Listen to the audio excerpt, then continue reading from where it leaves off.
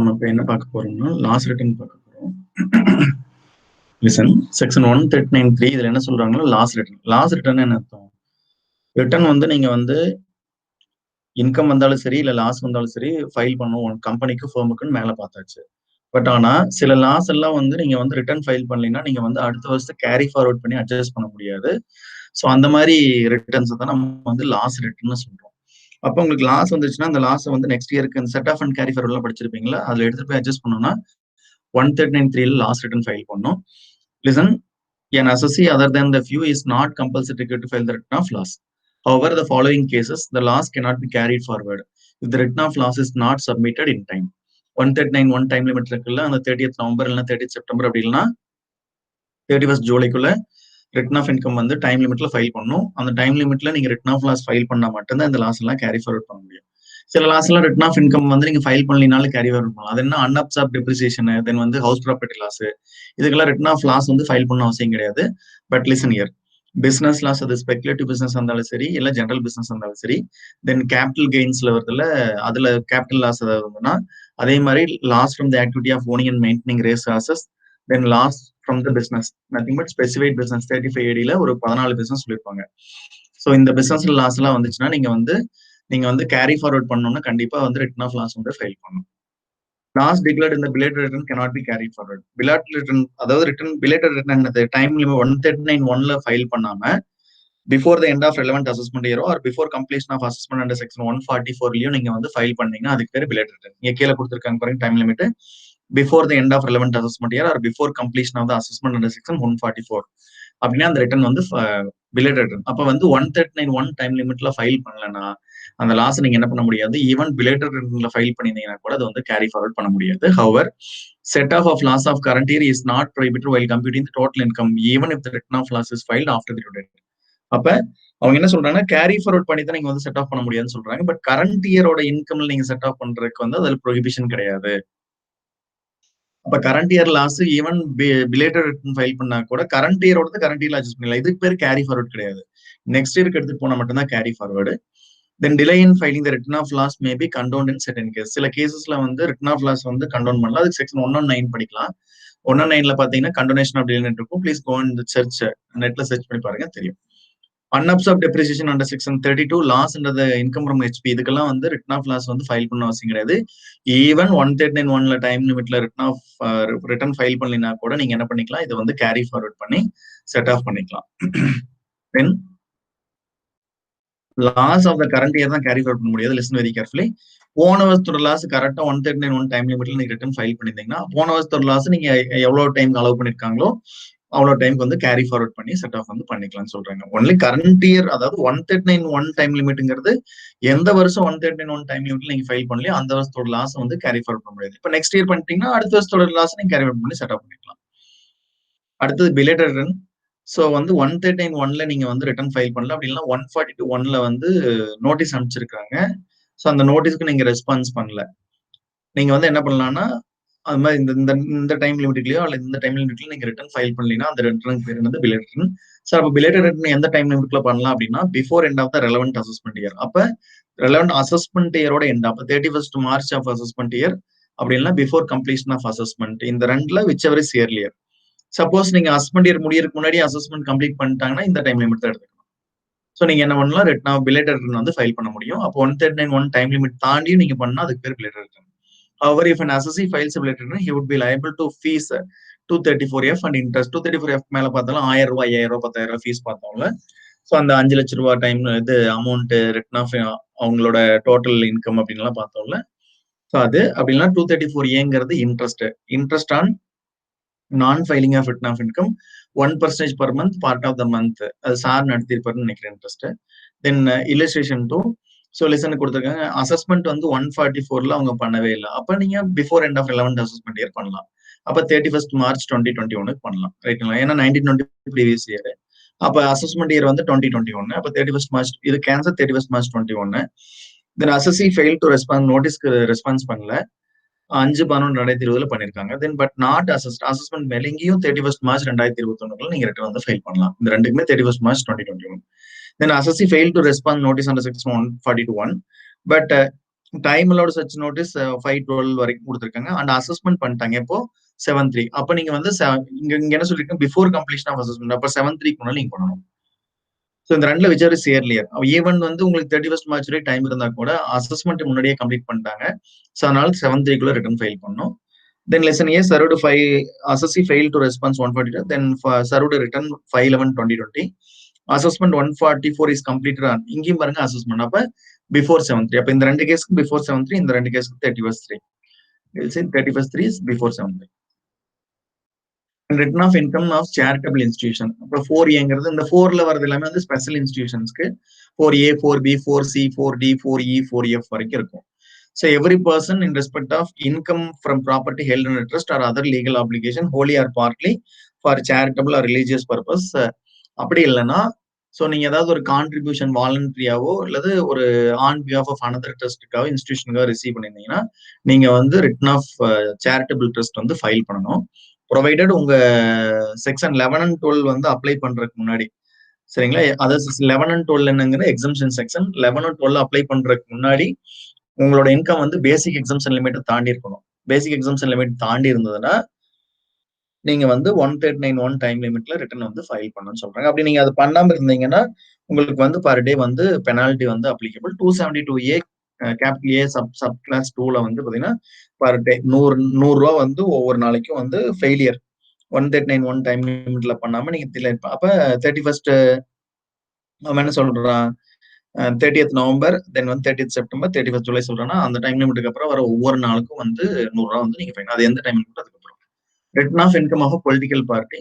So chief executive officer அப்படின்னா அவருக்கு வேற ஏதாவது பேர் வச்சிருந்தீங்கனாலும் சரி, வெதர் சச் சீஃப் செக்ரட்டரின்னு சொன்னாலும் சரி, இல்ல வேற ஏதாவது டெசினேஷன் கொடுத்துருந்தாலும் சரி, இவங்க என்ன பண்ணணும்னா in respect of any political party need to file return of income within 139(1) time limit provided.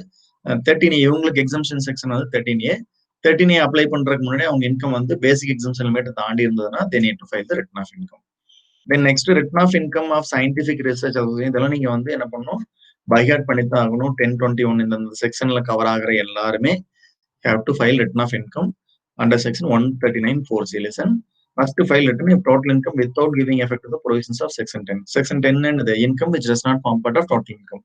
இப்போ செக்ஷன் 10 வந்து அப்ளை பண்றதுக்கு முன்னாடி அவங்களோட இன்கம் வந்து பேசிக் எக்ஸம்ஷன் லிமிட் தாண்டி இருந்ததுன்னா they have to file return of income. Suppose நீங்க வந்து ரிட்டர்ன் ஃபைல் பண்ணலைன்னா மேல பார்த்த மாதிரியே பெனால்டி 272A சப்செக்ஷன் 2ல வந்து 100 ரூபா ஒரு நாளைக்கு வந்து 100 ரூபா வந்து பெனால்டி அந்த டைம் லிமிட்ல இருந்து உங்களுக்கு அப்ளிகபிள் ஆகும். Then return of income by university or college. 35(1) அதாவது சயின்டிபிக் ரிசர்ச் பண்ணிட்டு இருக்கக்கூடிய யூனிவர்சிட்டிஸ் அண்ட் காலேஜ் 35(1)2 and 35(1)3ல கவர் பண்றவங்க have to file return of income. அவங்க வந்து இன்கம் வந்தாலும் சரி லாஸ் இருந்தாலும் சரி have to file compulsory return வந்து ஃபைல் பண்ணியே ஆகணும். லைக் கம்பெனி அண்ட் ஃபர்ம் மாதிரி இவங்க ரிட்டர்ன் ஃபைல் பண்ணணும்.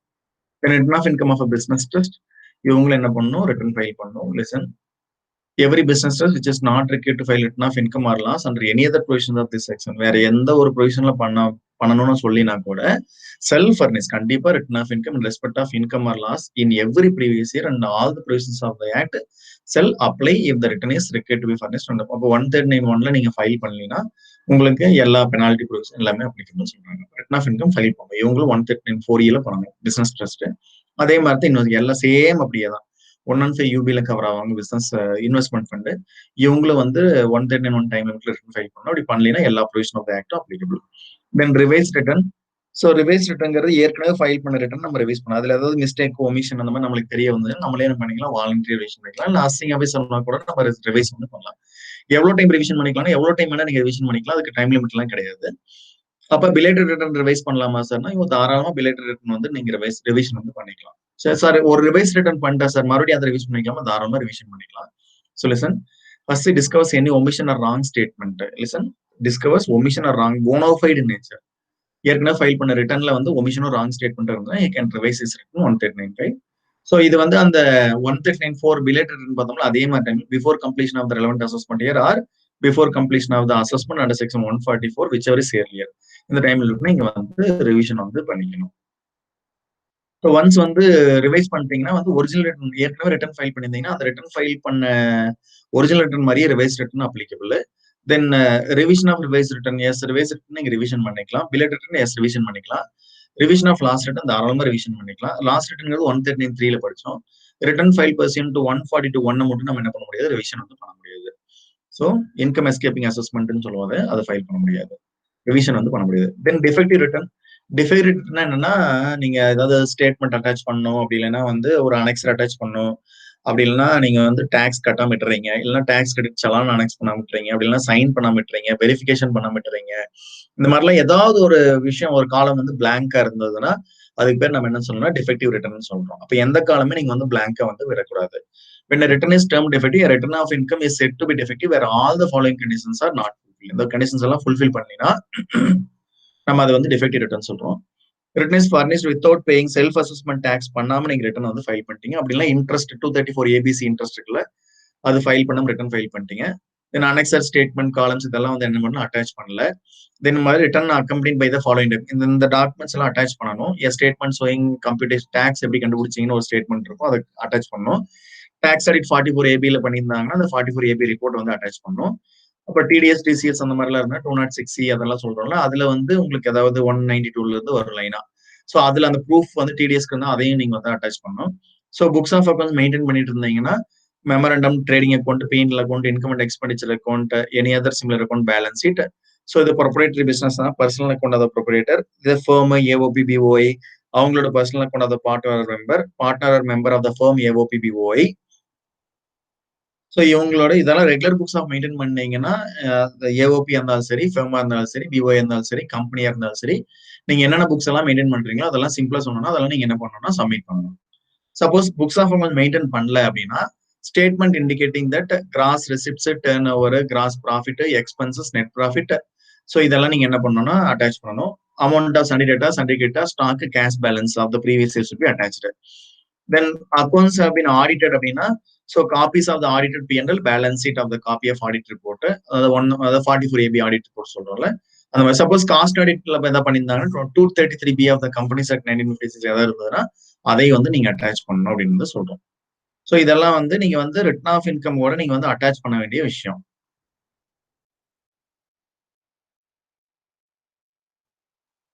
தென் next effect. AO considers that return of income is furnished by the taxpayer is defective. அப்ப டிஃபெக்டிவ்னு அவர் வந்து நினைச்சிருந்தாருன்னா அவர் வந்து என்ன பண்ணலாம்னா அவங்களுக்கு ஆப்ஷன் கொடுக்கலாம், டிஃபெக்ட் ரெக்டிஃபை பண்றதுக்கு ஆப்ஷன் கொடுப்பாங்க. எவ்வளவு நாள் டைம் லிமிட்னா 15 நாள் time limit. Assessing officer notice serve பண்ணதுல இருந்து 15 நாளுக்கு ரெக்டிஃபை பண்ணணும். ஸோ அந்த 15 நாள் தான் ரெஸ்ட்ரிக்ட் டைம் லிமிட்னா இல்ல நீங்க வந்து டைம் லிமிட் அவர் நீங்க அப்ளிகேஷன் பண்ணீங்கன்னா அவர் வந்து எக்ஸ்டென்ஷன் கூட பண்ணுவாங்க. ஸோ அப்ப எக்ஸ்டென்ஷன் டைம் லிமிட்ல நீங்க டிஃபெக்ட் வந்து ரெக்டிஃபை பண்ணணும். 15 நாள் அப்படி இல்லை எக்ஸ்டெண்டட் டைம் லிமிட். சப்போஸ் வந்து 15 நாள் அல்லது எக்ஸ்டெண்ட் டைம் லிமிட் தாண்டி நம்ம வந்து ரிட்டர்ன் ஃபைல் பண்ணாம அதுக்கப்புறம் டிஃபெக்ட் கரெக்ட் பண்ணோம்னா அசசிங் ஆபீசர் வந்து condonation of delay under section 119ல வந்து he can allow condonation of delay வந்து பண்ணுவார், அது ரீசனபிள் கேசஸ்ல. சப்போஸ் நீங்க ரிட்டர்ன் வந்து ரெக்டிஃபிகேஷனே பண்ணலைன்னா அது டிஃபெக்டிவ் ரிட்டர்ன். டிஃபெக்டிவ் ரிட்டர்ன் நீங்க ரெக்டிஃபை பண்ணீங்கன்னா ரிட்டர்ன் வந்து இன்வாலிட் ரிட்டர்னா மாறி நீங்க ரிட்டர்ன் ஃபைல் பண்ணாத மாதிரி எடுத்துருவாங்க. If the defect is not rectified with அந்த 15 நாளோ அதுல எவ்வளவு டைம் அலோவ் பண்ணிருக்காங்க அந்த டைம் லிமிட்ல assessing officer will then treat the return file பண்ண ரிட்டர்ன் இன்வாலிட் ரிட்டர்னா ஃபீல் பண்ணி provision of the act all other provision of the act வந்து அப்ளிகபிள் அப்படின்னு சொல்றாங்க. தென் நோட் என்ன சொல்றாங்கன்னா கரண்டா வந்து இந்த அனெக்சர்ஸ் எல்லாம் சொல்றோம்னா அதெல்லாம் பண்ண தேவையில்லை, நீங்க மெயின்டைன் பண்ணிட்டு இருந்தீங்கன்னா போதும். அவங்க கேட்கும் போது நீங்க வந்து சப்மிட் பண்ணணும், அவங்க எப்ப கேட்கறாங்களோ அப்ப வந்து நீங்க சப்மிட் பண்ணணும் அசிங் ஆபீசருக்கு. தென் வெரிஃபிகேஷன். வெரிஃபிகேஷன்னா யார் வந்து எல்லாம் ஃபார்ம் எல்லாம் ப்ராப்பரா இருக்கான்னு செக் பண்ணி சைன் பண்ணணும், அதுக்கு பேர் வெரிஃபிகேஷன்.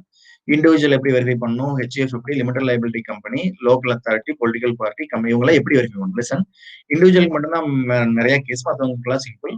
ஸோ இன் ஜென்ரலா வந்து அவர் ஹிம்செல்ஃபே சப்போஸ் அவர் இந்தியாவில் இல்லைன்னா அவங்க யார் ஆத்தரைஸ் பண்ணாங்களோ individual himself or authorized person of such individual, mentally incapacitated இருந்தா இவங்களோட guardian of such individual or any other person competent to act on his behalf. Suppose வந்து ஏதாவது ஒரு ரீசனால இண்டிவிஜுவல் வந்து வெரிஃபிகேஷன் பண்ண முடியலன்னா authorised person, any duly person authorised. Then where the return is verified by any authorised person, in that case the returns will be accompanied by the power of attorney. Power of attorney வந்து accompany வந்து பண்ணிருக்கணும்னு சொல்றாங்க. Power of attorney அதாவது யாருக்கு authorisation கொடுத்துருக்கீங்களோ அந்த authorisation எப்படி கொடுப்பீங்கன்னா power of attorney மூலியமா கொடுப்பீங்க. அந்த பவர் ஆஃப் அட்டார்னி வந்து கூட அனெக்சர் மாதிரி வைக்கணும். ஹெச்எஃப்னா நார்மலா கர்த்தா. ஸோ கர்த்தா வந்து இந்தியாவில் இல்லை அப்படின்னா இன்கெப்பாசிட்டேட்டட் அப்படின்னு வரும்போது எனி அதர் மேல் மெம்பர் வந்து adult male member can verify. Then limited liability பார்ட்னர்ஷிப்னாவே டெசிக்னேட்டட் பார்ட்னர் வந்து பண்ணணும். அப்படி இல்லைன்னா எனி அதர் பார்ட்னர். அதாவது in case designated partner unable to do இட்னா no designated partner any other partner. Local அத்தாரிட்டினா பிரின்சிபல் ஆஃபீஸர், பப்ளிக் பொலிட்டிக்கல் பார்ட்டினா சீஃப் எக்ஸிக்யூட்டிவ் ஆஃபீஸர், அப்புறம் வேற செக்ரட்டரி ஏதாவது நேம் வச்சிருந்தீங்கன்னா அவங்க. கம்பெனினா இன் ஜென்ரல்னா மேனேஜிங் டைரக்டர் தான் பண்ணணும். மேனேஜிங் டைரக்டர் பண்ண முடியல, இல்ல ஒரு ஆப்சென்ட் அப்படின்னு வரும்போது எனி டைரக்டர் வந்து பண்ணலாம். சப்போஸ் இன்சால்வன்சி இது கீழே உங்க வந்து ஆல்ரெடி வந்து இன்சால்வன்சி இதெல்லாம் ஃபைல் பண்ணிட்டோம் அப்படின்னா அந்த இன்சால்வன்சி ப்ரொஃபஷனல் கோர்ட் அப்பாயின் பண்ணிருப்பாங்கல்ல, அந்த அஜுடிகத்தர் கோர்ட் அவங்க அப்பாயின் பண்ண அவங்க வந்து வெரிஃபிகேஷன் பண்ணணும். நான் ரெசிடென்ட் கம்பெனினா இந்தியாவில வந்து யார் வந்து பவர் ஆஃப் அட்டர்னி ஹோல்டர் இருக்காங்களோ அவங்க வந்து வெரிஃபிகேஷன் பண்ணணும். அதே மாதிரி அது அந்த பவர் ஆஃப் அட்டர்னி கொடுத்துருக்காங்க பாத்தீங்களா, அதை வந்து காப்பியா அட்டாச் பண்ணணும், ரிட்டனோட அட்டாச் பண்ணணும். Then winding up na liquidator of the company, where management of the gas central government or state government அப்படின்னா principal officer. Any other association na அந்த association ஓட member அப்படின்னா principal officer. Any other person such person or any person competent to act in its behalf. எதுக்கு அந்த பர்சனுக்கு பதிலா யார் act பண்றதுக்கு அலோவ் பண்ணிருக்காங்களோ அவங்க வந்து ரிட்டர்ன் வந்து வெரிஃபை. இது செக்ஷன் 140 வெரிஃபிகேஷன் ஆஃப் ரிட்டர்ன். வெரிஃபிகேஷன்னா ஜஸ்ட் செக் பண்ணி சைன் பண்றதுக்கு வெரிஃபிகேஷன். Then PAN. ஸோ பேனுங்கிறது நீங்க எல்லாத்துக்குமே இருக்கும். 10 டிஜிட் ஆல்ஃபா நியூமரிக் நம்பர்ல இருக்கும்.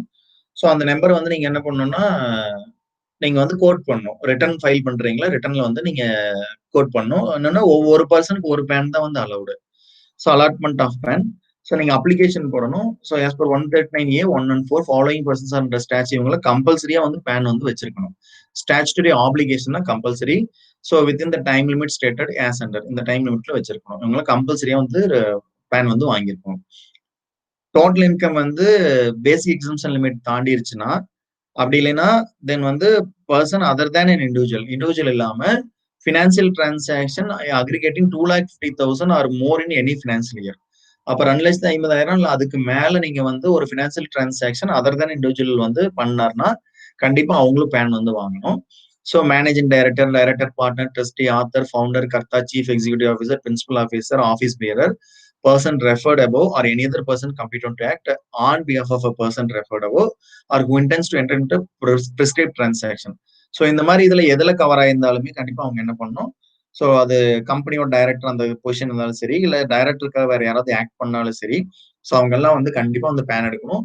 டைம் லிமிட் என்னன்னா இவங்க 3 பேர்த்துக்கும், அதாவது பேசிக் எக்ஸம்ஸ் லிமிட் தாண்டி இருக்கு, 2,50,000 மேல இண்டிவிஜுவல் இல்லாம வேற அதர் பர்சன் வந்து பினான்சியல் டிரான்சாக்ஷன் 2,50,000 அதுக்கு மேல பண்றாரு. தென் இந்த specific persons on or before 31st March of the relevant assessment year. எந்த அசஸ்மெண்ட் இயர்ல இது வந்து உங்களுக்கு அப்ளிகபிள் ஆகுதோ அந்த அசஸ்மெண்ட் இயர்ல நீங்க வந்து 31st மேக்கு முன்னாடி, on or before 31st மேக்கு முன்னாடி நீங்க அந்த ரெலவெண்ட் அசஸ்மெண்ட் இயரோட மேக்கு முன்னாடி நீங்க வந்து பேன் வந்து அப்ளை பண்ணணும், பேன் எடுத்திருக்கணும். Any person whose sales or turnover gross receipts likely to exceed 5 lakhs. So எந்த ப்ரீவியஸ் இயர்ல உங்களோட சேல்ஸ் டர்ன் ஓவர் அப்படிலாம் கிராஸ் ரிசிப்ட் வந்து 5 லட்சம் தாண்டுதோ அவங்க, then any person who is required to furnish return under section 139(4A that is trust charitable trust return file மேல தானே பார்த்தோம். இவங்களுக்கு ஒரு 272A வந்து பர் டே 100 rupees பெனால்டி எல்லாம் பார்த்தோம்ல. So on or before the end of the relevant financial year, அந்த financial year முடிக்கலாம். அப்போ 31st மார்ச்க்குள்ள அப்ளிகேஷன் பண்ணிருக்கணும். Any person who is entitled to receive any sum or income on which TDS is deductible. அப்போ TDS வந்து ஏற்கனவே பிடிச்சிட்டு தான் உங்களுக்கு கொடுக்க போறாங்க அப்படின்னா நீங்களும் வந்து பேன் வந்து அப்ளை பண்ணணும். எனி பர்சன் ஒரு case export import code IE கோடுன்னு சொல்லுவாங்க. அந்த ஐஇ கோடு வந்து யார் எடுக்கணும்னு நீங்க விருப்பப்படுறீங்களோ அவங்க கண்டிப்பா before making any export IE code வாங்குறதுக்கு முன்னாடி நீங்க வந்து பேன் வந்து எடுத்துக்கணும். ஸோ அசசி என்ற ஜிஎஸ்டி நீங்க ஜிஎஸ்டி கீழ் ரெஜிஸ்டர் பண்ண போறீங்க, கண்டிப்பா பேன் நம்பர் எடுத்து தான் ஜிஎஸ்டி கீழ் நீங்க வந்து register before making application registration and GST. So penalty கொடுத்துருக்காங்க 272B வந்து. ஸோ நீங்க வந்து நீங்க சப்மிட் பண்ற டாக்குமெண்ட்ஸ்ல வந்து நீங்க பேன் வந்து கோட் பண்ணி பண்ணணும். சப்போஸ் பேன் கோட் பண்ணாம நீங்க வந்து சப்மிட் பண்ணிட்டீங்கன்னா 10,000 rupees வந்து உங்களுக்கு வந்து ஃபைன் வந்து அப்ளிகபிள் அப்படின்னு சொல்றோம். Then voluntary application for allotment of PAN. So 139A3 வந்து நீங்க வந்து மேல சொன்ன பர்சனலா மேண்டேட்டரி டு அப்ளை. ஸோ அந்த பர்சன்ஸ்ல நீங்க கவர் ஆகல, இல்ல உங்களுக்கு பேன் வந்து எடுக்கணும் நீங்க ஆசைப்பட்டாலும் நீங்க 139A3 நீங்க வந்து என்ன பண்ணலாம், பேன் இந்த செக்ஷன் நீங்க ஈவன் உங்களுக்கு மேண்டேட்டரி கிடையாது, நீங்க விருப்பப்பட்டா கூட பேன் வந்து எடுத்துக்கலாம். Section empowers any person to apply for PAN, even though the person not fall under any of the above categories as மேல சொன்னதெல்லாம் கம்பல்சரி கேட்டகரி. ஸோ அது நீங்க வந்து அசஸிங் ஆஃபீஸருக்கு நீங்க அப்ளை பண்ணீங்கன்னா அந்த பேன் அது யாருக்கு அப்ளை பண்ணுமோ அவங்களுக்கு அப்ளை பண்ணீங்கன்னா பேன் எடுத்துக்கலாம். தென் இன்டர்சேஞ்சபிலிட்டி ஆஃப் பேன் அண்ட் ஆதார். சில டைம்ல வந்து பேன் இருக்காது, அப்ப உங்களுக்கு ஆதார் நம்பர் இருந்ததுன்னா ஆதார் நம்பர் கோட் பண்ணலாம், இல்ல பேன் இருக்கு ஆதார் நம்பர் இல்ல ஆதார் நம்பர் கோட் பண்ண இடத்துல பேன் நம்பர் நீங்க வந்து கோட் பண்ணலாம். லிசன். அப்ப இன்டர்சேஞ்ச் பண்ணிக்கலாமா? தாராளமா பண்ணிக்கலாம். Every person who is required to furnish or intimate or quote his PAN and who has not allotted PAN but possesses an Aadhaar number. PAN number இல்ல உங்களுக்கு, ஆனா வந்து நீங்க ஆதார் நம்பர் இருக்குன்னா may furnish or intimate or quote his Aadhaar number in your பேனுக்கு பதிலா நீங்க Aadhaar number கொடுக்கலாம்.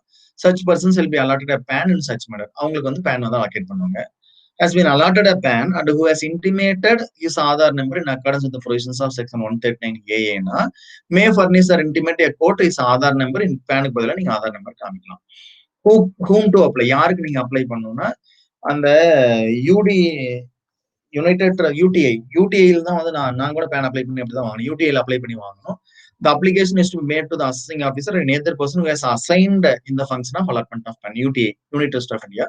However, when no such assessing officer or other person has been assigned such function, then applications will be made to the assessing officer having jurisdiction.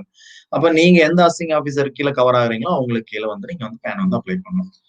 Next, இது கம்பல்சரியா இருந்தாலும் சரி, வாலண்டரியா இருந்தாலும் சரி, உங்களுக்கு நாம ஜெனரலா அசிங் ஆஃபீஸ் இல்லாம யூடிஐ வந்து ஆத்தரைஸ் பண்ணிருக்காங்க. லிசன் இயர், அப்ளிகேஷன் என்ன ஃபார்ம் நம்பர்னா இவங்களுக்கெல்லாம் வந்து 49A capital A, other cases 49AA. அதாவது Indian citizen, Indian company, entities incorporated in India, unincorporated entities formed in இந்தியானா 49A பண்ணணும். ஃபாரின் கம்பெனிஸ் எல்லாம் 49AA பண்ணணும். Then suo motu allotment of pan.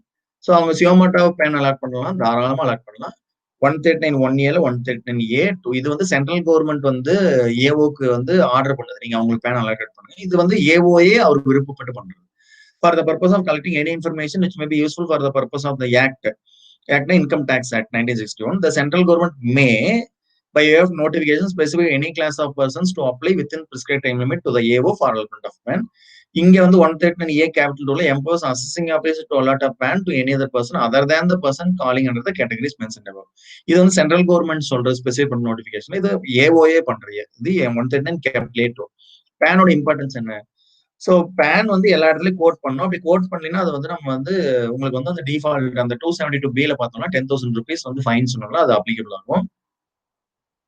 A person to whom PAN is allotted is required to quote the number all written of income, then any correspondence with or any other document to income tax authority file பண்ணீங்கன்னா அதுல PAN code பண்ணும். A person to whom PAN is allotted is required to quote that number in challans for payment of any sum due under this act. So income tax act கீழே ஏதாவது ஒரு payment பண்றீங்க, tax கட்டுறீங்க, interest கட்டுறீங்க, எது பண்ணாலும் சரி under the act கீழே பண்ணீங்கன்னா கண்டிப்பா பேனை கோட் பண்ணும். PAN ஆதார் நம்பர், பேன் அப்படின்னா Aadhaar number must be quoted in documents put into certain prescribed transactions. இதெல்லாம் நீங்க வேற வழி இல்ல, படிச்சு வந்து பை ஹார்ட் பண்ணி தான் ஆகணும். சில டிரான்சாக்ஷன்லாம் 50,000 மேல இருந்தா பேன் கோட் பண்ணும், சிலதெல்லாம் வந்து 1,00,000 மேல இருந்தா பேன் கோட் பண்ணும். அதாவது அன்லிஸ்டட் கம்பெனிஸோட ஷேர்ஸ் எல்லாம் வாங்குறீங்க, அதுக்கெல்லாம் 1,00,000. இதே டிபெஞ்சர்ஸ் வாங்கினீங்கன்னா 50,000. அதே மாதிரி ஃபாரின் டிராவல் போறீங்க, டிக்கெட் எடுக்கிறீங்க, இல்லைன்னா ஒரு ஹோட்டல்ல போய் செலவு பண்றீங்க, அதுக்கெல்லாம் 50,000 ரூபாய் வந்து நீங்க சொல்றாங்க. அதே மாதிரி மியூச்சுவல் ஃபண்ட்ஸ் இன்வெஸ்ட் பண்ணீங்கன்னா 50,000. அந்த மாதிரி லைனா சொல்லுவாங்க. இதெல்லாம் நீங்க அப்படியே என்ன பண்ணுங்க, பைஹார்ட் பண்ணிக்கோங்க. அதை ப்ராப்பர்ட்டி சேல்ஸ் பண்றீங்க, இமூவல் ப்ராப்பர்ட்டி சேல்ஸ் பண்றீங்க, அப்ப 10 lakhs மேல வேல்யூ போச்சுன்னா கண்டிப்பா பேன் வந்து கோட் பண்ணும். அதே மாதிரி ஒரு மோட்டார் வெஹிக்கிள் ரெஜிஸ்ட்ரேஷன் பண்ணும், மோட்டார் வெஹிக்கிள் ஆக்ட் கீழே கண்டிப்பா வந்து பேன் வந்து ஆதார் நம்பர் கோட் பண்ணும். லிசன், இதுக்கு இந்த ஸ்டார் கொடுத்துருக்காங்கல்ல, இதெல்லாம் வந்து நான் ரெசிடென்ட்டுக்கு அப்ளிகபிள். ஸ்டார் கொடுத்ததெல்லாம் நான் ரெசிடென்ட்க்கு அப்ளிகபிள், அதர்ஸ் எல்லாம் ஸ்டார் கொடுக்காதெல்லாம் நான் ரெசிடென்ட்டுக்கு நாட் அப்ளிகபிள். அவ்வளவுதான். Every person shall quote its PAN in all documents pertaining to the following transactions. Listen, transaction related to sale or purchase of motor vehicle other than two-wheeler. Two-wheeler நீங்க கொடுக்கணும் அவசியம் கிடையாது. So registration பண்ணும் other than registration பண்ணக்கூடிய 4-wheelers. தென் அதாவது 2-wheeler தவிர்த்து அப்போ 3-wheeler கூட அதில் கவர் ஆகலாம். Then opening an account other than time deposit or basic savings bank account deposit, அதாவது கரண்ட் அக்கௌண்ட் அந்த மாதிரிலாம் ஓப்பன் பண்ணீங்கன்னா, பேங்கிங் கம்பெனி அப்படி எல்லாம் கோஆபரேட்டிவ் சொசைட்டில ஓப்பன் பண்ணீங்கன்னா நீங்க பேன் கோட் பண்ணும். ஸோ இதெல்லாம் இந்த ஸ்டார் கொடுத்து ஃபாரினர்ஸ்க்கு அப்ளிகபிள், நான் ரெசிடென்ட்டுக்கு. Making application for receive credit card, debit card அவங்களும் பண்ணணும். தென் வந்து டிமேட் அக்கௌண்ட், ஷேர்ஸ் பர்ச்சேஸ் பண்ணி சேல்ஸ் பண்ணிட்டு ஓப்பன் பண்ணீங்கன்னா டெபாசிட்ரி பார்ட்டிசிபென்ட் கீழே ஓப்பன் பண்ணுவீங்க. அதே மாதிரி கேஷ் வந்து 50,000 மேல வந்து ஒரு ஹோட்டல்லையோ ரெஸ்டாரண்ட்லயோ பில் பே பண்ணீங்கன்னா one time payment, any one time payment, ஒரு டைம் பே பண்ணும்போது 50,000 மேல பே பண்ணா பேன் கோட் பண்ணும். அதே மாதிரி travel with foreign country or payment of purchase of any foreign currency, அதுக்கு 50,000 மேல நீங்க ஒன் டைம் பேமெண்ட் பண்ணீங்கன்னா any one time payment PAN quote பண்ணும். Payment exceeding 50,000 to any mutual fund for the purpose, அது மேலேயே சொன்னேன். மியூச்சுவல் ஃபண்டோட யூனிட் பர்ச்சேஸ் பண்ணீங்கன்னா நீங்க வந்து பேன் கோட் பண்ணலாம் 50,000 மேல போச்சுன்னா. அதே மாதிரி 50,000க்கு மேல டிபெஞ்சர்ஸ் பர்ச்சேஸ் பண்ணீங்க, பாண்ட்ஸ் பர்ச்சேஸ் பண்றீங்கன்னா கண்டிப்பா. தென் ஆர்பிஐ பாண்ட்ஸ் பர்ச்சேஸ் பண்ணீங்கன்னா 50,000க்கு மேல போச்சுன்னா பேன் கோட் பண்ணும். தென் டெபாசிட் இன் கேஷ் எக்ஸிடிங் 50,000, அதாவது பேங்க்ல போய் பேங்க் அக்கௌண்ட் டெபாசிட் பண்றீங்கன்னா 50,000க்கு மேல டெபாசிட் ஒன் டே அப்படின்னா நீங்க பேன் கோட் பண்ணணும். அது பேங்கிங் கம்பெனி இருக்கலாம், கோஆபரேட்டிவ் பேங்க் இருக்கலாம். தென் பர்ச்சேஸ் ஆஃப் பேங்க் டிராஃப்ட்னா டிடி அந்த மாதிரி செக் அந்த மாதிரிலாம் பண்றீங்கல்ல, அது பேங்கிங் கம்பெனியா இருந்தாலும் சரி, கோஆபரேட்டிவ் கம்பெனியா இருந்தாலும் சரி, 50,000க்கு மேல ஒன் டே பண்ணீங்கன்னா நீங்க வந்து பேன் கோட் பண்ணணும். அதே மாதிரி time deposit of an amount exceeding 50,000 or aggregating to more than 5 lakhs, அதாவது ஒரு ஒன் டைம் வந்து 50,000 வந்து எக்ஸிட் ஆச்சுன்னா நீங்க வந்து பேன் கோட் பண்ணணும். அப்புறம் அந்த வருஷம் பூரா சேர்த்து 5 லட்சத்துக்கு மேல கிராஸ் ஆகுதுன்னா அப்ப 5 லட்சம் எப்போ கிராஸ் ஆகுது அப்போ வந்து நீங்க வந்து பேன் வந்து கோட் பண்ணணும். எப்போ டைம் டெபாசிட்டுக்கு. தென் நான் பேங்கிங் பினான்சியல் கம்பெனியில் பண்ணாலும் சரி, போஸ்ட் ஆஃபீஸ்ல பண்ணாலும் சரி, பேங்கிங் கம்பெனி கோஆபரேட்டிவ் சொசைட்டியில் பண்ணாலும் சரி, நிதியில பண்ணாலும் சரி. Payment of cash by a bank draft pay order, so aggregating 50,000 in any financial year, one or more paid instruments as defined under, இங்கேயும் நீங்க வந்து பேன் வந்து கோட் பண்ணணும். தென் வந்து அதாவது 50,000 per cheque or per DD. Then more than 50,000 in for life insurance premium pay பண்றீங்கல்ல, so அவங்க வந்து 50,000க்கு மேல ப்ரீமியம் பே பண்ணீங்கன்னா பேன் வந்து கோட் பண்ணணும் பர் இயர் அந்த வருஷம். Then next contract or sale or purchase of securities, listen year இது unlisted other than shares.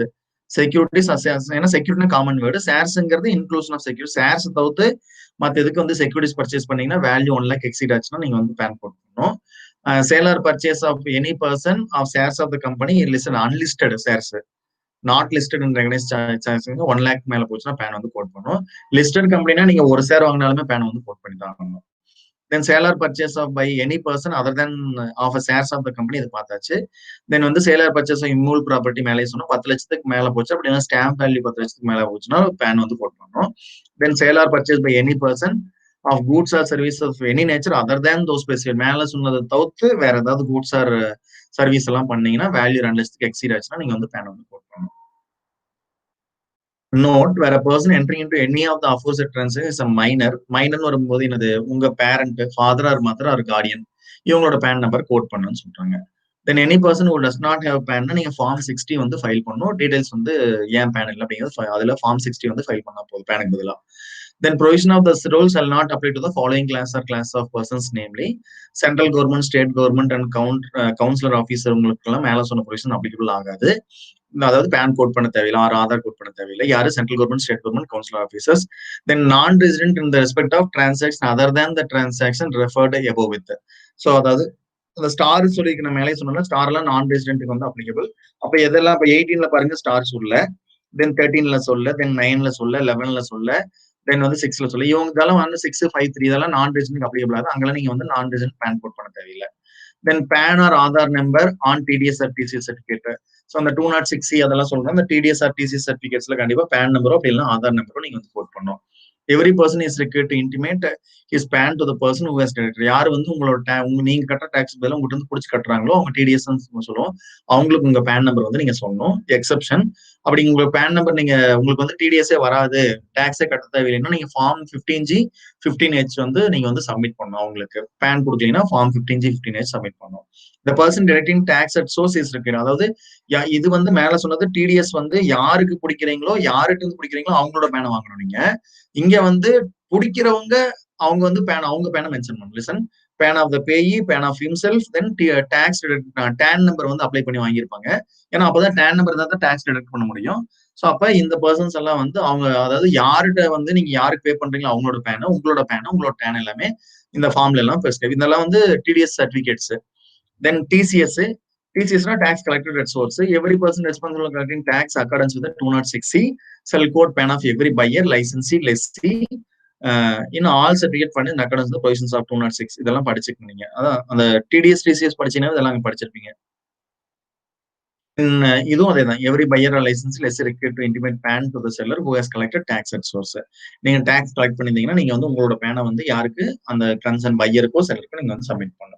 Then other points, every person entering into such transactions shall quote his PAN or Aadhaar number in the documents pertaining to such transaction and also authenticate such PAN or Aadhaar number. So அப்ப PAN or Aadhaar number quote பண்ணிட்டு நீங்க வந்து அங்க கீழே சிக்னேச்சரும் பண்ணிருக்கணும், authentication பண்ணிருக்கணும். Every person receiving any document relating to such transactions will ensure that. அப்ப நீங்க ஒரு டாக்குமெண்ட் வாங்குறீங்கன்னா, மேல சொன்ன டாக்குமெண்ட்ஸ் எல்லாம் வாங்குறீங்கன்னா அவங்களோட பேன் மென்ஷன் பண்ணிருக்காங்க, அப்படி இல்லை ஆதார் நம்பர் மென்ஷன் பண்ணிருக்காங்களா அப்படிங்கிறத செக் பண்ணி தான் நீங்க வந்து வாங்கணும். Authentication means the process by which PAN or Aadhaar number along with the demographic information or biometric information of individual is submitted to income tax authority, such other authority agency as may be for its verification, and such authority or agency verifies that correctness or lack thereof on the basis of information. அப்ப அது வெரிஃபிகேஷன்னா ஆத்தென்டிகேஷன்னா so உங்களோட biometric information அதில் fix பண்ணிருக்கணும்னு சொல்றாங்க. Then intimation for any change, suppose நீங்க வந்து ஏதாவது சேஞ்ச் இருக்குன்னா அசிங் ஆஃபீஸருக்கு இன்டிமேட் பண்ணணும். அது அட்ரஸ் சேஞ்ச், அதுல எல்லாம் ஏதாவது பேன் நம்பர்ல பேன் கார்டு ஏற்கனவே அப்ளை பண்ணி வாங்கிருப்பீங்க, அதுல அட்ரஸ் சேஞ்ச் இல்லை வேற ஏதாவது நேம் சேஞ்ச் மாதிரி இருந்தா நீங்க வந்து அது அசிங் ஆஃபீஸருக்கு இன்டிமேட் பண்ணணும். Every person shall intimate AO change in address, name, nature of is business அதெல்லாம் பண்ணீங்கன்னா நீங்க வந்து உங்களுக்கு அந்த பேனுக்கு அலர்ட் பண்ணீங்களா அதுக்கு இன்டிமேட் பண்ணணும் அசிங் ஆஃபீஸருக்கு. Quoting of Aadhaar number, every person who is eligible to apply Aadhaar number shall quote his Aadhaar number. So நீங்க வந்து நீங்க ஆதார் நம்பர் கோட் பண்ணணும். கண்டிப்பா வந்து நீங்க ஆதார் நம்பர் இருந்ததுன்னா கோட் பண்ணணும். சார் ஆதார் நம்பர் இல்லைன்னா சார் அவங்க உங்களுக்கு அந்த ஆதார் நம்பர் அப்ளிகேஷன் பண்ணிருக்கீங்களா, அதுக்கு ஒரு 16 டிஜிட் நம்பர் இருக்கும், அந்த டிஜிட் நம்பர் கோட் பண்ணணும். இந்த ரிட்டன் ஆஃப் இன்கம் வேற person does not possess the Aadhaar number இல்ல இந்த என்ரோல்மெண்ட் ஐடின்னு சொல்லுவோம். இதை 16 digit number of Aadhaar number from the issue to him date of the enrolment shall be quoted. So அந்த ஆதார் நம்பர் இல்லாதவங்க enrolment ID of Aadhaar application form வந்து quote பண்ணணும். Every person who has been allotted PAN before 1/7/2017 and who is eligible to obtain Aadhaar number shall intimate his Aadhaar number எப்போ 31/3/2020 குள்ள நீங்க Aadhaar number apply பண்ணணும். அப்படி நீங்க 31/3/2020 குள்ள ஆதார் நம்பர் நீங்க கோட் பண்ணீங்கன்னா உங்க பேனும் வந்து செல்லாது. In case of failure to intimate the Aadhaar number, the PAN allotted to the person shall made inoperative. அப்போ ஏற்கனவே பேன் வாங்கியிருந்தீங்களா அந்த பேனும் வந்து அப்ளிகபிள் ஆகாது. After the notified date in such manner as may prescribe, the provisions of this action shall not apply to the notified persons or a state. So இப்ப notified personக்கும் ஸ்டேட்டுக்கும் வந்து இந்த provision வந்து applicable ஆகுது. So இதோட என்ன முடிஞ்சிருச்சு, பேனும் முடிஞ்சிருச்சு. உங்களுக்கு டோட்டலா வந்து ஸ்டடி நோட் 18 வந்து கம்ப்ளீட் ஆயிடுச்சு. தென் ஸ்டடி நோட் 19 வந்து I will take next video. So please revise. அந்த சில விஷயங்கள்லாம் அந்த 50,000 அந்த 1,00,000 வர்றது அந்த லிமிட், அந்த அதே மாதிரி அந்த 139 டைம் லிமிட், 139.45 அந்த ரெண்டு பாத்தீங்கன்னா before completion of assessment or before completion of assessment year இதெல்லாம் நீங்க பண்ணி ஆகணும். ஸோ நான் ஒரு ஓவர்வியூ வேணா கொடுக்குறேன். என்னென்ன செக்ஷன்ஸ் வந்து நம்ம பார்த்திருக்கோம், என்னென்ன செக்ஷன்ஸ் வந்து நம்ம பார்த்திருக்கோம் அப்படின்னு நம்ம வந்து உங்களுக்கு ஒரு ஓவர்வியூ கொடுக்குறோம். Lesson very carefully. 139(1) பார்த்திருக்கோம், due date for filing return of income. 139(1)A பார்த்திருக்கோம், ரிட்டன் ஆஃப் இன்கம் வந்து எம்ப்ளாய்க்கு பதிலாக எம்ப்ளாயர் ஃபைல் பண்றது, அது பல்க் ரிட்டர்ன் சொல்லுவோம். 139(1)B பார்த்திருக்கோம். ஸோ ரிட்டன் ஃபைல்டு இன் இ ஃபார்ம், கம்ப்யூட்டரேடபிள் ஃபார்ம்ல ஃபைல் பண்றோம். 139(1)B பார்த்திருக்கோம். தென் 139(A) பார்த்திருக்கோம். 139(A)ங்கிறது வந்து பர்மனன்ட் அக்கௌண்ட் நம்பர். ஸோ அது படிக்கும்போது 272B வந்து படிக்கணும். அது பெனால்டி 10,000, பேன் கோட் பண்ணினா 10,000 பெனால்டி. தென் 139B பார்த்தோம், TRP scheme of return tax return prepare இருக்கல யாரெல்லாம் ரிட்டன் வந்து ஃபைல் பண்ணலான்னு பார்த்தோம். ஸோ வந்து அந்த டாக்ஸ் ஆடிட் கேஸ்ல இருக்கவங்க எல்லாம் டிஆர்பி கீழே பண்ண முடியாது. அதே மாதிரி சார்ட்டர்ட் அக்கௌண்ட், தென் லீகல் பிராக்டிஸ்னர், அப்படி இல்லைன்னா பேங்கர், எங்க கரண்ட் அக்கௌண்ட் சேவிங்ஸ் பேங்க் அவங்களாம் வந்து உங்களுக்காக வந்து டிஆர்பி ஆக்ட் பண்ண முடியாது. பட் வந்து இன்டர்மீடியட் முடிச்ச சிஏ, சிஎம்ஏ, சிஎஸ் எல்லாம் பண்ணலாம்னு பார்த்தோம். தென் 139(3) ரிட்டன் ஆஃப் லாஸ் பார்த்தோம். ரிட்டன் ஆஃப் லாஸ் ஃபைல் பண்ணலன்னா நீங்க சில ரிட்டர்ன்ஸ் எல்லாம் கேரி ஃபார்வர்ட் பண்ண முடியாதுன்னு பார்த்தோம். பட் அந்த வருஷம் ரிட்டர்னா நீங்க A1 பிலட் ரிட்டர்ன் ஃபைல் பண்ண கூட அந்த வருஷத்தோட அந்த வருஷமா அட்ஜஸ்ட் பண்ணிக்கலாம். பட் கேரி ஃபார்வர்ட் பண்ணி அட்ஜஸ்ட் பண்ண முடியாதுன்னு பார்த்தோம். பட் வந்து அன்அப்சர்வ்ட் டெப்ரிசியேஷனும் லாஸ்ட் ரூம் ஹவுஸ் ப்ராப்பர்ட்டியும் நீங்க வந்து even return of loss file பண்ணிருந்தாலும் நீங்க வந்து கேரி ஃபார்வர்ட் பண்ணி அட்ஜஸ்ட் பண்ணிக்கலாம். தென் 139(4) வந்து பிலேட்டட் ரிட்டர்ன் பார்த்தோம். பிலேட்டட் ரிட்டர்ன்ங்கிறது வந்து 139(1) டைம் லிமிட்ல பண்ணாம before completion of the assessment year or before end of the assessment section 144 time லிமிட்ல விச் எவர் இயர்லி இருக்குள்ள பண்ணீங்கன்னா அது பிலேட்டட் ரிட்டர்ன் சொல்றோம். ஸோ அதே மாதிரி 139(4)A பார்த்தோம், ரிட்டன் ஆஃப் சேரிட்டபிள் ட்ரஸ்ட். தென் வந்து அதுக்கு வந்து 272 கேபிட்டல் ஏல பெனால்டி ₹100 பர் டே பார்த்தோம். 139(4)B வந்து ரிட்டன் ஆஃப் பொலிட்டிக்கல் பார்ட்டி பார்த்தோம். வந்து அது வந்து செக்ஷன் 13 எக்ஸம்ஷன் அப்ளை பண்றதுக்கு முன்னாடி நீங்க வந்து பேசிக் எக்ஸம்ஷன் லிமிட் தாண்டிக்கணும். நம்ம பாக்குறது எல்லாமே பேசிக் எக்ஸம்ஷன் லிமிட் தாண்டி தான் நீங்க ரிட்டன் வந்து ஃபைல் பண்ணணும். அந்த எக்ஸம்ஷன் அந்த 4 இயர்ஸ் சொன்னால அதுல வந்து செக்ஷன் 11 and 12 அது எக்ஸம்ஷன் செக்ஷன், அது அப்ளை பண்றதுக்கு முன்னாடி பேசிக் எக்ஸம்ஷன் லிமிட் தாண்டி இருந்ததுன்னா சேரிட்டபிள் ட்ரஸ்ட் வந்து ரிட்டன் ஃபைல் பண்ணணும். 139 கேபிட்டல் 4A-ல 139(4)B-ல பொலிட்டிக்கல் பார்ட்டி, அதுக்கும் அதே மாதிரி தான். தென் வந்து இதுல வந்து பொலிட்டிக்கல் பார்ட்டில வந்து சீஃப் எக்ஸிகூட்டிவ் ஆஃபீஸர் அப்படி இல்லைன்னா secretary or any other name person அவங்க வந்து ரிட்டன் ஃபைல் பண்ணணும். 139(4)C-ல return of scientific research association, அது நிறைய பார்த்த ஒரு ஏகப்பட்ட ஐட்டம் இருந்து அதெல்லாம் நீங்க வந்து பைகாட் தான் பண்ணணும். அவங்க எல்லாம் வந்து ரிட்டன் வந்து 139(4)C-ல பண்ணணும். அதாவது பிஃபோர் அப்ளைங் செக்ஷன் 10 அப்ளை பண்றதுக்கு முன்னாடி அவங்க இன்கம் பேசிக் எக்ஸம்ஷன் லிமிட் தாண்டி இருந்ததுன்னா they have to file return of income. அப்படி பண்ணலைன்னா 272A கேபிட்டல் ஏல சப்செக்ஷன் 2ல வந்து பெனால்டி ரூ. 100 பெர் டே. தென் 139(4)D நம்ம பெனால்டி பார்த்திருக்கோம். சாரி பெனால்டில ரிட்டன் ஆஃப் இன்கம் ஃபைல் வந்து பண்ணோம். University or college section 35 subsection 1 sub clause 2 35(1) sub clause 3ல வந்து யாரு கவர் ஆகுமோ அவங்க வந்து கம்பல்சரி ரிட்டன் ஆஃப் இன்கம் வந்து ஃபைல் பண்ணணும். எப்படி கம்பெனி அண்ட் ஃபர்ம் வந்து compulsory return of income file பண்ணமோ அந்த மாதிரி இவங்களும் ரிட்டன் ஆஃப் இன்கம் ஃபைல் பண்ணும். 139(4)D 139(4)E பிசினஸ் ட்ரஸ்ட் வந்து ரிட்டன் வந்து கண்டிப்பா ஃபைல் பண்ணும். 139(4)Fல வந்து அதை இவங்க எல்லாமே பேசிக் எக்ஸாம்ஸ் லிமிட் தாண்டும் போது they have to file. Then investment fund இவங்க எல்லாம் வந்து கம்பல்சரி ரிட்டர்ன் வந்து ஃபைல் பண்ணும். 115 UBL நம்ம கவர் ஆவாங்க. தென் 139(5) வந்து ரிவைஸ் ரிட்டர்ன். ஸோ நீங்க பில்லட் ரிட்டர்ன் 139(4)ல பண்ணது, தென் லாஸ்ட் ரிட்டர்ன் 139(3)ல பண்ணது எல்லாம் நீங்க ரிவிஷன் பண்ணிக்கலாமா? பண்ணிக்கலாம். எவ்வளவு டைம் வேணா ரிவிஷன் பண்ணிக்கலாம். ரிவைஸ் ரிட்டர்ன் ரிவைஸ் பண்ணிக்கலாம், தாராளமா ரிவிஷன் பண்ணிக்கலாம். ஆனா before completion of assessment year or before completion of assessment section 144 whichever is earlier வந்து பண்ணணும். தென் 139(9)ல வந்து டிஃபெக்டிவ் ரிட்டர்ன் வந்து ஃபைல் பண்றது. அதாவது ஏதாவது ஒரு காலம் வந்து பிளாங்கா இருக்குது, சைன் போட முட்டுறது, வெரிஃபிகேஷன் பண்ண முட்டுறது எல்லாம் பண்ணோம்னா அதுக்கு பேர் டிஃபெக்டிவ் ரிட்டர்ன். தென் அனெக்சர் ஸ்டேட்மெண்ட் எல்லாம் அட்டாச் பண்ண மாட்டீங்கன்னா அதுக்கு பேர் டிஃபெக்டிவ் ரிட்டர்ன். ஸோ 15 நாள் டைம் தருவாங்க. எக்ஸ்டென்ஷன் டைம் லிமிட் கொடுப்பாங்க. ஈவன் அந்த டைம் லிமிட் தாண்டி பண்ணீங்கன்னா கூட அசஸிங் ஆஃபீஸர் வந்து கண்டோனேஷன் அப்படிங்கிற அந்த செக்ஷன் 119ல அலோவ் பண்ணி அந்த ரிட்டர்ன் வந்து வேலிட் ரிட்டர்ன் எடுத்துப்பாங்க. சப்போஸ் நீங்க அந்த டிஃபெக்ட் ரெக்டிஃபை பண்ணலீங்கன்னா, ஸோ அந்த டைம் லிமிட் முடிஞ்சு எல்லாம் முடிஞ்சிச்சுன்னா அது வந்து இன்வேலிட் ரிட்டர்னா ஃபைல் பண்ணி அப்ப நீங்க ரிட்டர்னே ஃபைல் பண்ணலைங்கிற மாதிரி எடுத்துப்பாங்க. தென் 140ல வந்து நம்ம யார் வெரிஃபிகேஷன் பண்ணணும், இண்டிவிஜுவல் HUF கம்பெனி இதெல்லாம் பார்த்தோம். ஸோ அவங்க வந்து இங்க இந்தியாவில இருந்தா எப்படி, இந்தியாவில இல்லாம இருந்தா எப்படி, இதே வந்து இது LLPனா எப்படி பண்ணணும், சப்போஸ் வந்து இன்கெபாசிட்டேட் ஆயிட்டாங்கன்னா என்ன பண்ணணும் அப்படிங்கிறதெல்லாம் பார்த்தோம். தென் வந்து 139(AA)ல கோடிங் ஆஃப் ஆதார் நம்பர் பார்த்திருக்கோம். ஆதார் நம்பர் சப்போஸ் பேன் அப்படின்னா ஆதார் நம்பர் சிலது கோட் பண்ணணும். சப்போஸ் ஆதார் நம்பர் அலோகேட் பண்ணலைன்னா அந்த என்ரோல்மெண்ட் ஐடி வந்து ஆதார் அப்ளிகேஷன் ஃபார்ம்ல ஒரு நம்பர் இருக்கும், 16 digit நம்பர். அந்த நம்பரை வந்து நம்ம கோட் பண்ணணும்னு சொன்னோம். ஸோ இதோட நம்ம இந்த சாப்டர் வந்து முடிஞ்சிருச்சு. Then next chapter we will continue in next video.